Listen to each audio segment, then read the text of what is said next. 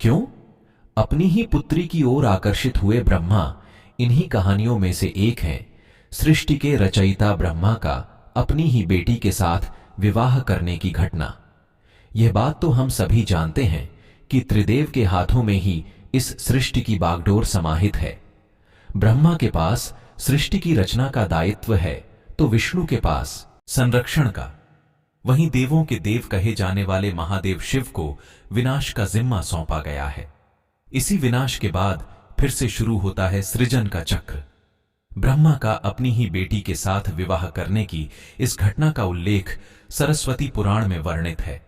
सरस्वती पुराण के अनुसार सृष्टि की रचना करते समय ब्रह्मा ने सीधे अपने वीर्य से सरस्वती को जन्म दिया था। इसलिए ऐसा कहा जाता है कि सरस्वती की कोई मां नहीं, केवल पिता ब्रह्मा थे।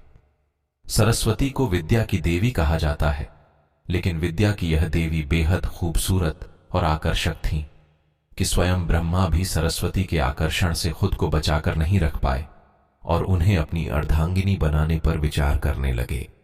सरस्वती ने अपने पिता की इस मनोभावना को भांपकर उनसे बचने के लिए चारों दिशाओं में छिपने का प्रयत्न किया, लेकिन उनका हर प्रयत्न बेकार साबित हुआ।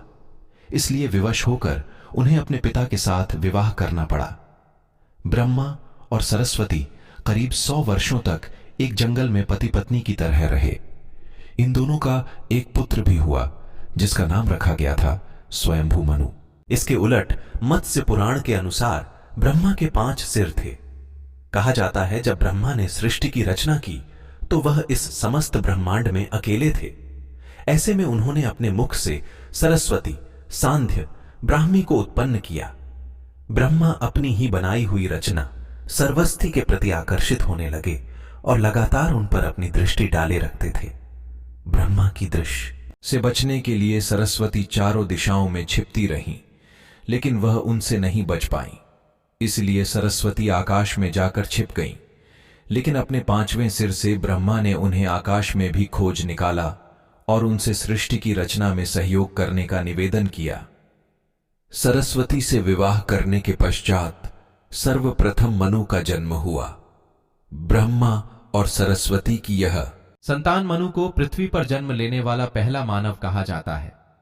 इसके अलावा मनु को वेदों, सनातन धर्म और संस्कृत समेत समस्त भाषाओं का जनक भी कहा जाता है। प्रजापति ब्रह्मा का अपनी ही पुत्री के प्रति आकर्षित होना और उसके साथ संभोग करना अन्य सभी देवताओं की नजरों में अपराध था। सभी ने मिलकर पापों का सर्वनाश करने वाले शिव से आग्रह किया। ब्रह्मा ने अपनी पुत्री के लिए यौनाकांक्षाएं रखीं, जो कि एक बद्धा पाप है। ब्रह्मा को उनके किए का फल मिलना ही चाहिए। क्रोध में आकर शिव ने उनके 5वें सिर को उनके धड़ यच से अलग कर दिया था। शिव पुराण के अनुसार ब्रह्मा के